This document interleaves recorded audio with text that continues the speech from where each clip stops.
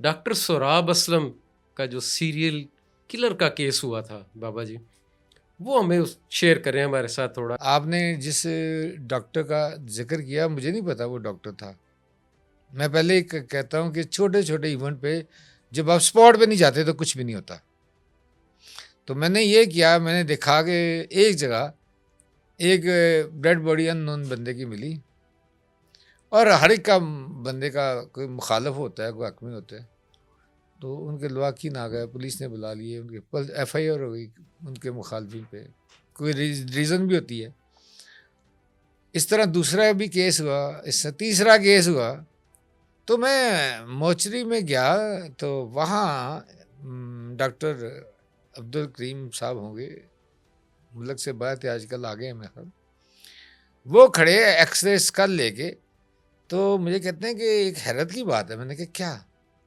कहता है x ray school मेरे पास है, तो ये एक ही एंगल से आगे या पीछे 0.22 की गोली लगी है। मैं कहा डॉक्टर, इसका मतलब एक यहाँ ये ग्रो हरकत में आ गई है, एक शख्स हरकत में आ गया। कहता लगता तो ऐसे ही है। उसके बाद फिर तीसरी डेड बॉडी गिरी, फिर चौथी गिरी, फिर पांचवी गिरी। इस तरह होते होते 14 डेड बॉडीज गिरी। मैंने ये इस्टेब्लिश कर दिया कि ये एक शख्स जो या एक ग्रो कर रहा है।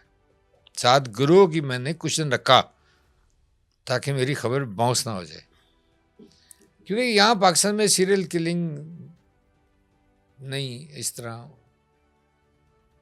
नहीं होती। उसको आपने पकड़ा कैसे, फिर कैसे वो मैं उसी तरफ आ रहा हूँ कि जब मैंने फौत हो चुके हैं राना मकबूल साहब जी, वो उनसे मेरी डिबेट होती। मैंने कहा कि ये एक बंदा मार रहा है। वो उस वक्त SSP लाहौर हुआ करते हाँ थे। जी, वो एक बंदा मार रहा है। वो भी उनका भी ये अंदाज था कि मैं सो जाऊं तो फिर ही सोएं सारे। तो जब ये ओपन होगा पकड़ा तब जाएगा, जहाँ तक मुझे लगता है। एक दिन आप भी जानते हैं, सब एडिटर होते थे हमारे, अभी हैं, SN तकवीम जी, वो वादर रोड पे जा रहे थे पैदल, इछरा की तरफ नहीं गुजरे हैं, तो लाहौर एक फास्ट फूड की एक शॉप थी। जी, तो उन्होंने कहा कि वहाँ उसके वेटर को किसी ने गोली मारी है। मेरा पहला क्वेश्चन था कहाँ गोली? तो उन्होंने पूछ के बताया कि वो कहते सर पे गोली लगी है और जनरल हॉस्पिटल ले गए। मैंने जनरल हॉस्पिटल की एक्सचेंज के थ्रू फ़ोन किया, तो वो कहते एक नर्स ने कहा जी वो एक पुलिस वाला ले गया है। उस वक्त तो मोबाइल तो होते नहीं होते थे, बहुत टफ थी मुझे।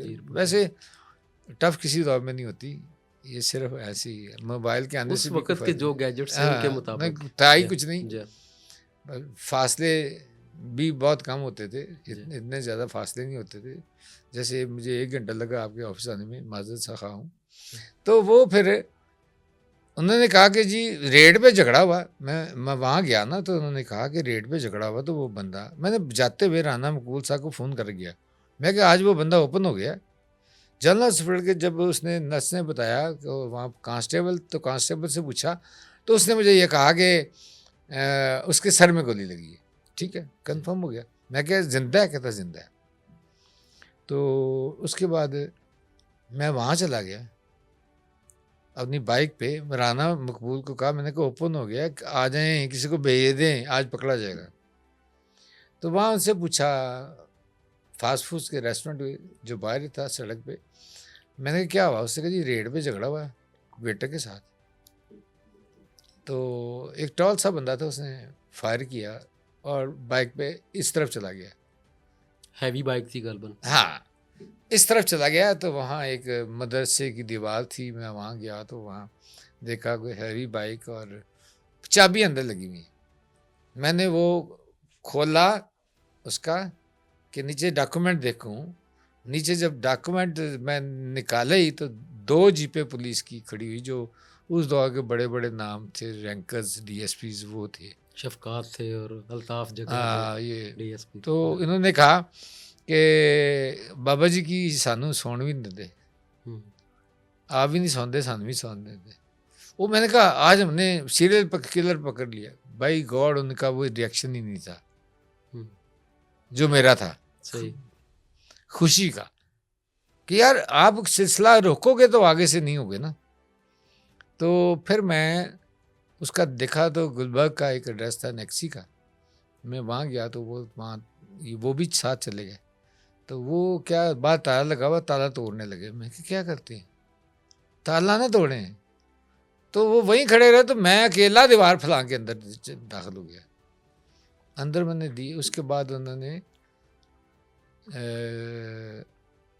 सीढ़ी लगा के अंदर आने की कोशिश की। मैंने कहा नहीं, सफ़ेद कपड़ों में भेजो जो यहाँ तक उस वक्त रहें जब तक वो बंदा ना आए। वो साइको बंदा है, कुछ भी कर सकता है। तो फिर ऐसे ही हुआ कि मैंने ताला तोड़ना कोई हमाकत थी ना, जी। उसको आपने पहले अलर्ट कर देना था। तो अगले दिन नहा धो के सूटेड बूटेड एक ताला खुला बंदा अंदर आया। पुलिस वाले ने उसका हाथ पकड़ा, जब उसको डंडा मारने लगा ना बहुत ज़ोर से, तो उसने कहा हाथ से रोका। उसने कहा नो स्टिक वर्क, मुझे ले जाओ, मैं सब बता देता हूँ। इस तरह की टॉप पे छत पे ले आए उसको। तो उसने A to Z सारा बताया, किस तरह मैंने मर्डर किए, किस तरह हुआ। अच्छा वो था, आपको हैरत अंगेज़ इंकशाफात इसमें यह है कि वो अमेरिकन बेस्ट न्यूरो सर्जन था, डॉक्टर जो मैंने बेस्ट पढ़ा न्यूरो सर्जन अमेरिकन, पाकिस्तानी। तो वहाँ उसका एक बड़ा नाम था। जब ज़ियाउल हक साहब ने इस मुल्क की भाग दौड़ का जिम्मा लिया, इस मुल्क की बर्बादी का आगाज़ किया, तो वो उन दिनों अमेरिका गया, तो पाकिस्तानी वहाँ वो सारे इकट्ठे हुए। तो उन्होंने पूछा कि उन्होंने कहा कि मैं सबसे कहता हूँ पाकिस्तान में इस्लामी निज़ाम आ गया है, तो पाकिस्तान में आगे खिदमत करें, ये वो। डॉक्टर सराब असल बहुत दीनी आदमी था। उसने कहा जी मैं आ जाता हूँ। वो आ गया, वो लैंड किया, पहले उसको कस्टम पड़ गया। उन्होंने कहा इतने पैसे दो रिश्वत के तौर पे, अदरवाइज तुम्हारा सारा सामान जब्त हो जाएगा। उसने कहा मैं तो प्रेसिडेंट पाकिस्तान के कहने पे आया हूँ। उसने कौन प्रेसिडेंट पाकिस्तान, हम नहीं जानते, यहाँ हम है प्रेसिडेंट। उसने सामान जब्त करा दिया। उसने कहा ये मैं नहीं। फिर उसने ज़ियाउल हक से मिलने की कोशिश की, कौन मिलता था। फिर उसने हेल्थ डिपार्टमेंट में अप्लाई किया और इसको मेडिकल ऑफिसर की जॉब मिली कार्डिक में। वो भी दो बड़े नाम नहीं लूँगा, दो बड़े सर्जनों के साथ। तो उन्होंने वहाँ भी नहीं उसको चलने दिया। फिर उसने शादमान में अपना क्लिनिक बना लिया जो चला। बड़े बड़े लोग आए, जब उन्होंने देखा जो हार्ट के बड़े बड़े सर्जन थे जो पैसा कमा रहे थे, ये बंदा पैसे भी बहुत कम लेता है और सर्जरी में भी बड़ा हाथ साफ है, ये तो मैं ले जाएगा। उसका पानी कटवा देना, उसकी गैस का कनेक्शन कटवा देना, उसकी क्लिनिक में पथराव करवाना, और उसके बाद वो क्लिनिक बंद हो गया। और फिर उसने कहा कि यहाँ इस्लाम की कमी है लोगों में भी, तो उसने एक मजहबी जमात बनाई। तो वहाँ मौलवी आ गए, वो कहते मेरी हट्टी है, तू कितों आ गए भाई। तो वो भी ना बने दी।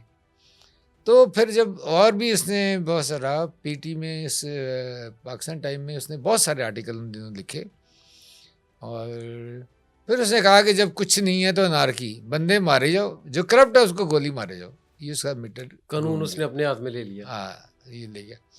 तो मैं इस इशू पे वेंड अप कर रहा हूँ कि इस इशू को, क्योंकि थोड़ा ग्रुप से शुरू किया था मैंने, वो कंप्लीट नहीं किया अभी। तो यहाँ आपको हैरत अंगेज़ बात बताऊं कि वो गिरफ्तार हुआ, इकरार जुर्म उसके सारे, डॉक्टर खालिद रंजा और बहुत बड़े बड़े वकील उसके, क्योंकि अखबारों में प्रिंट हो रहा था, एक बड़ा स्कैंडल नाम से आ रहे थे, तो वो उन्होंने उसका वो पेश होते एंड पे जब शोहरत मिलती, हाँ शोहरत के लिए। हाँ, शोहरत के लिए, बाद में वो भी नहीं पेश होने, बंद हो गए।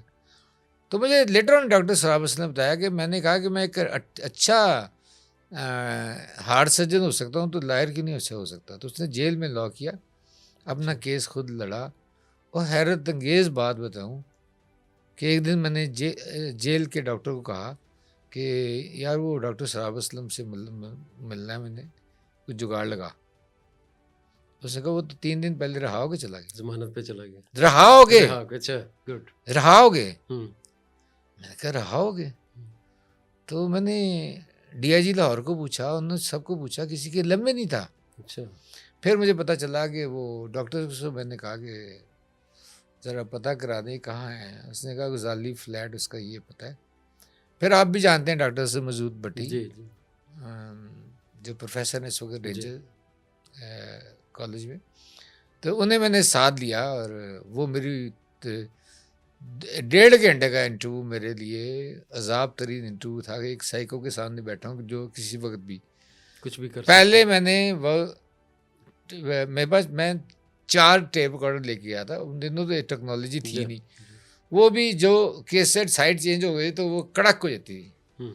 एक मैंने साइडों पे रख लिए पॉकेट्स में मुख्तलिफ कोड के, एक मैंने सामने रखा। उसने कहा नो रिकॉर्डिंग, मैंने बंद कर दिया।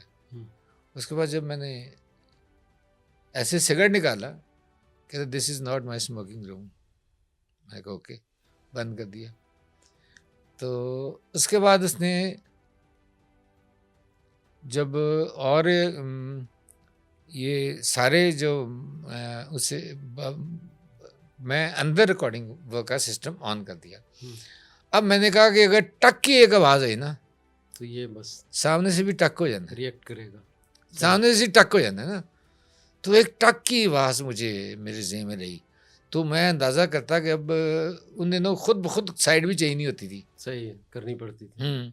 तो मैं वॉशरूम का बहाना बना के जाके उसको चेंज करता। इस तरह मैंने 1-1.5 घंटे इसका इंटरव्यू किया। आप अब उसका पंच लाइन सुने ज़रा क्या है। मैंने कहा क्या आप समझते हैं कि आपने 14 अफराद को वाकई कत्ल किया है? उसका जवाब ये था, अब जबकि मैं आपकी अदालतों से बाइज्जत बरी हो चुका हूँ, ये सवाल आप अदालत आलिया से पूछे, अदालतों से पूछे, मुझसे ना पूछे। फिर उसने एक 4-5 हज़ार की एक रिट बनाई हुई थी, कहता है मैं फेडरल शरीयत कोर्ट में कर रहा हूँ कि इस्लामिक जो सोसाइटी है उसमें वेपन रखने की इजाज़त नहीं होनी चाहिए। अब मैंने कुछ अर्सा पहले सोचा कि उसको ढूंढूं, तलाश करूं। बहुत साल पहले मुझे बड़े बड़े वाक़यात क्राइम के हुए, लेकिन आप हैरान हो कि किसी ने सराब असलम को चेक ही नहीं किया कभी, या किसी और इवेंट में तो नहीं इन्वॉल्व हो गया। एक साइको है, सही। किसी ने वो कभी रेडी भी नज़र आता, धो के सेब खा रहा होता और अपनी स्किन का ये वो सही। जेल में मार्शल आर्ट उसको आता था, जो जेल का उसको रोप डालता था मार्शल आर्ट से उसको सही कर देता था। तो इस तरह ये डॉक्टर सराब असलम आज भी है। मैंने एक साइट देखी थी, उसमें मुल्तान में कोई इस्लामिक लेक्चर दे रहा था। वो किसी एनजीओ का था। मैंने रब्ता किया तो उन्होंने कहा हमारे पास उसका नंबर नहीं है, लेकिन मैं आज भी उसके पीछे हूँ। इंशाल्लाह मैं उसको ढूंढ लूँगा और बहुत अच्छी बातें निकालूंगा।